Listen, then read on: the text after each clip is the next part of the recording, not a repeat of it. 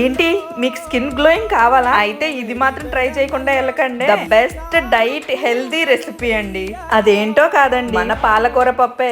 ఇది నా స్టైల్. అది ఎలా అంటే పాన్ తీసుకుని కొంచెం ఆయిల్ పోసి వెల్లుల్లి లైట్ గా స్మాష్ చేసి వేసుకోండి. ఎందుకంటే పేలితే ముఖం మీద పడతాయండో. దాంట్లో జీలకర్ర, ఆవాలు, కరివేపాకు, ఎండుమిరపకాయ లైట్ గా వేయించుకుని ముందుగా మనం క్లీన్ చేసి పెట్టుకున్న పాలకూరని దాంట్లో యాడ్ చేసుకోవాలి. పెసరపప్పుని అరగంట ముందే కడుక్కుని పక్కన పెట్టుకోండి.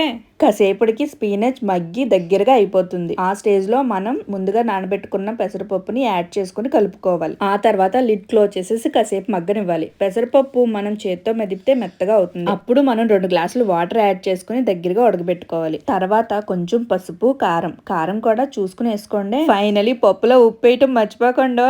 సాల్ట్ వేసుకునేటప్పుడు చూసుకుని వేసుకోండి. ఎందుకంటే పాలకూరలో ఆల్రెడీ సోడియం ఉంటుందండి, అందుకనే తక్కువ పడుతుంది ఉప్పు చూసుకుని. ఫైనల్ గా కొత్తిమీరతో గార్నిష్ చేసుకోవడమే, అంతే.